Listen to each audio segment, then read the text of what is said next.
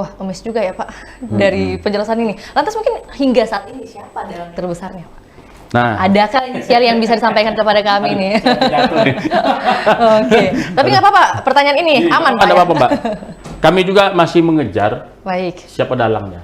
Makanya kami mohon kepada para pemirsa sekalian, para tribuners, doakan kami mudah-mudahan segera dipercepat, dipermudah langkah kami, karena kami masih membutuhkan beberapa alat bukti lagi untuk untuk meyakinkan bahwa ada hubungan betul-betul terfaktakan bahwa actus reus terus mens reanya dari nama yang sudah kami kantongi tersebut, apa benar ada keterkaitan dengan tindak pidana ini.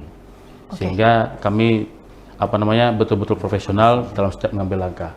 Kemudian tadi agak sedikit saya tambahkan, Mbak, ya dari Pak Edi, Bu BI, kadang-kadang kita ini sungkan kepada orang. Dan kadang-kadang kita marah kepada orang. Contoh ya, pas saat kita begini, Pak, Bapak kira palsu ya duitnya? Jangan gitu dong. Nah, sebenarnya nggak usah sungkan dan nggak usah marah begitu duit kita serahkan pada seseorang, terus seseorang itu mengecek duit itu asli apa enggak. Padahal itu sebenarnya itu hal yang wajar. Hal yang wajar untuk sama-sama kita saling jaga kepercayaan. Nah, kita orang Indonesia ini selalu sungkan, nggak enak kan? Udah nggak enak Pak, masa kita nerang-nerang depan orang. Nah, gitu loh.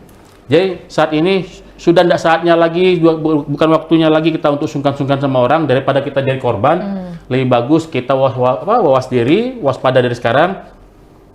Segera dilihat, diraba, diterawanglah uang yang saudara terima pada saat transaksi. Seperti yang tadi beliau sampaikan. Seperti yang disampaikan dari statement terakhir Pak Kapolres. Download Tribun X sekarang, menghadirkan lokal menjadi Indonesia.